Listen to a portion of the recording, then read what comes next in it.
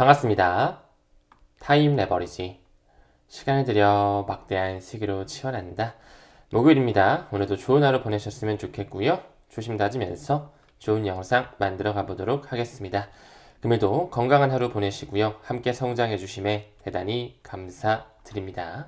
첫 번째 기사죠. 전통금융에서 2025년 비트코인 암호화폐 서비스 확대 전망이다라고 하는 분석치가 나오고 있습니다. 이 암호화폐 분석 기업 메사리 역시 아이파이넥스가 소유하고 있죠. 그 아이파이넥스는 테더와 비트파이낸스 거래소를 또 소유하고 있다라는 거 참고적으로 말씀드릴 수 있을 것 같고요. 그 메사리의 임원이 2025년에 은행들이 비트코인 서비스를 확대할 것으로 내다보고 있습니다. 특히 비트코인뿐만 아니라 이제 미국에서 법안이 준비되어지고 있죠. 스테이블 코인이라든지 은행이 암호화폐 서비스 관련 규제 점점 중요해지고 있기 때문에 지금 FDIC, OCC 문호를 개방하고 있다는 거 말씀을 드렸죠. 이 터너는 2025년 특히나 3분기와 4분기에 암호화폐 시장에 흥미로운 변화가 있을 것이다. 늘 강조드리지만 2025년은 리플에 있어서도 매우 중요한 한 해가 될 것이라고 생각을 하고요. 무엇보다 암호화폐 생태계와 전통 트레이드파이와의 융합이 되는 원년 기준이 될 것이다 바라보고 있습니다. 다음 기사 봤을 때 시카고 옵션 거래소 CBOE가 나오고 있습니다. 새로운 비트코인 선물 상품을 출시할 예정이다라고 하는데요. 이번 상품은 반예크의 비트코인 전략 ETF와 연동된 현금 결제 방식이라고 하고요. 이는 CBOE 런던 증권거래소의 자회사죠. 이 FTSE 영국 주식의 대표 지수인데요. 그들과 협력해서 처음 선보이는 제품이다 라고 나오면서 미국과 영국 같이 합동해서 비트코인 선물 ETF가 출시될 전망이라는 것이죠. 암호화폐에 대한 수요 증가가 지속적으로 이루어지고 있고 시장 참여자들의 자본 효율적인 암호화폐 노출 관리 욕구가 큰 시점에서 점점 새로운 파생 상품들이 나와지고 있습니다. 최근에 XRP의 현물 ETF 출시가 되기 전에 블랙록에서 신청하기 전에 선물 ETF가 NYS이죠. 뉴욕 증권거래소 아르카의 승인이 되었다라는 거 매우 중요하게 바라볼 수가 있었습니다. 지금 현재 아직까지 미국과 중국 서로 대립을 하면서 무역 갈등을 보여주고 있죠. 뭔가 좀 센 척을 하는 듯한 느낌도 드는 것 같은데요. 트럼프가 중국산 제품에 104%까지도 관세를 강행할 수 있다. 굉장히 강경하게 나가고요. 중국 역시 우리도 지지 않는다라는 식의 공격적인 스탠스를 취하고 있습니다. 지금 베트남이라든지 한국과 일본과 같은 그런 국가에서는 맞춤형 거래 중이다. 즉 협상을 나서고 있지만 아직까지 중국과는 정면 충돌을 하고 있는 것이죠. 하지만 미국 트럼프도 약달러를 원하고 금리 인하를 원하죠. 왜? 지금 현재 미국의 국가 부채 자체가 36조 달러가 넘어가면서 이자 낼 돈이 너무 커요. 지금 현재 이자가 국방비를 사상 최초로 넘어갈 것이라는 전망치까지 나오고 있기 때문에 도널드 트럼프 역시 약달러가 돼야 되고 금리 인하가 필요한 상황. 중국 역시 경기를 부양하기 위해서 지준율 인하, 금리 인하를 하고 싶은데 너무나 미국 달러가 세고 고금리가 세다 보니까 쉽사리 움직이질 못하는 것이죠.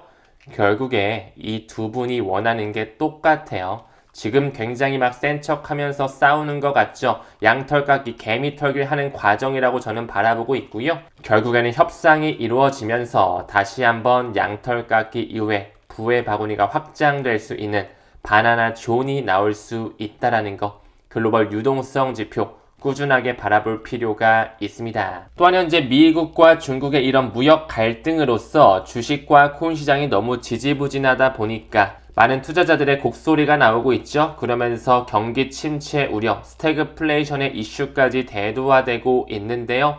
연준의 파월 의장이 또 한번 움직일 수 있다는 가능성 또한 촉발되고 있습니다. 이 연준에서 금리 인하를 한다라는 거 유동성 폭탄과도 같다라고 볼 수가 있고요. 4월 달서부터 QT 테이퍼링을 감소하면서 점점 유동성, 수도꼭지를 풀 준비를 하고 있다라는 거.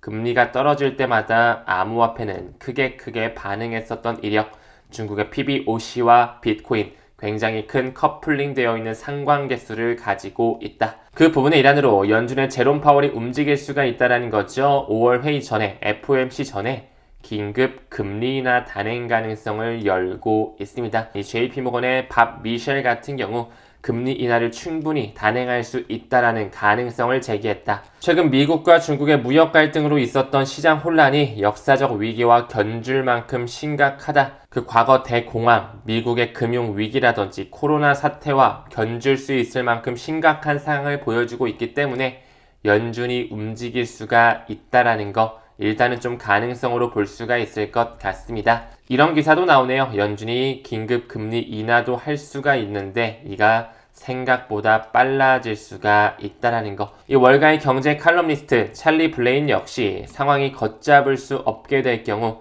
연준은 긴급 회의를 통해 금리 인하를 할 수가 있다라는 거. 하지만 아직까지 제롬 파월은 금리 인하에 대해서 좀 신중한 스탠스를 보여줬었죠. 얼마 전 열렸던 컨퍼런스에서도 앞으로 더 높은 관세가 이 경제에 미칠 영향, 몇 분기 동안 인플레이션이 또한 상승할 수 있기 때문에 나는 금리 인하 여전히 신중한 편이라는 스탠스를 보여줬다라는 거. 일단은 좀 물가가 잡힐 필요가 있습니다. 이 연준의 제롬 파월 같은 경우는 이 인플레이션이라는 단어에 굉장히 촉각을 곤두세우고 있죠. 바로 내일 저녁 한국 시간 기준 9시 30분에 미국의 3월 소비자 물가 지수가 나오게 되는데요. 이전에 2.8%, 예측치가 지금 2.6% 정도 보여지고 있습니다. 예측치만큼만 나와주게 된다면 시장이 조금 움직일 수 있는 가능성을 열 수 있을 것 같고요. 사실 이것보다는 헤드라인보다는 코어, 근원 CPI가 조금 더 중요해 보입니다. 천천히 기다리면서 어떻게 그들이 시나리오를 연출하는지 지켜보시죠. 지금 현재 시장이 부정적인 분위기에 휩싸여져 있지만 주요 업체들, 많은 기관들은 비트코인을 다시 한번 축적하는 모습을 보여주고 있습니다. 지금 현재 비트코인과 이더리움에 대한 ETF 순유입 유출을 보더라도 아직까지는 유출을 보여주고 있지만 실제로 온체인 지표를 미루어 보았을 때 몇몇 기관들 다시 빨간색이 아닌 파란색으로 모아가는 입장을 펼치고 있다라는 거. 정말 시즌 종료였다면 그들은 이미 다 팔고 거래량이 엄청나게 동반되면서 지속적으로 하향됐겠죠? 하지만 아까도 언급드린 것처럼 트럼프와 시진핑이 원하는 것은 같기 때문에 그들끼리의 싸움 조만간 끝날 것으로 생각이 듭니다. 다음 기사 봤을 때 블랙록이 커스터디 파트너로 앵커리지 디지털을 선정했네요. 제가 어제 사관학교 에이플 회원님들 라이브 할 때 앵커리지 디지털 굉장히 우리가 눈여겨봐야 된다라고 하면서 좀 깊숙이 파드렸었죠. 그들이 비들 펀드를 운영하는 부분에 있어서 코인베이스뿐만 아니라 앵커리지 디지털과도 함께 궤를 같이 하면서 규제에 대한 명확성을 얻기 위해 노력하고 있다라는 거. 이미 앵커리지 디지털 같은 경우는 암호화폐를 보관하고 스테이킹 그리고 거래, 거버넌스 지원과 같은 여러 가지 상품을 할 수 있는 플랫폼으로 자리매김이 되어 있고요. 그들끼리 또한 스테이블 코인 USDG까지 찍고 있다라고 말씀을 드렸습니다. 역시나 그 뿌리가 같기 때문에 코인베이스와의 협력 관계는 그대로 유지를 하면서 블랙록의 비들 펀드 지금 현재 커스터디안 BNI 멜론에서도 진행되고 있다. 이제 그들끼리 본격적으로 암호화폐를 보관하고 스테이킹이라든지 거래를 지원하게끔 토대를 만들고 있다 볼 수가 있겠죠. 다음 기사 봤을 때 리플의 보도자료인데요. 토큰화된 자산이 2033년까지 19조 달러로 급증하면서 글로벌 금융 인프라가 새로운 시대로 접어들다. 그들은 새로운 금융 시스템을 만들기 위해서 과거부터 준비해 왔고요. 로스차일드 가문이 이끌고 있는 유대계 자본이 만든 하나의 코인이 바로 우리가 투자하고 있는 XRP라는 거 말씀을 드려왔죠.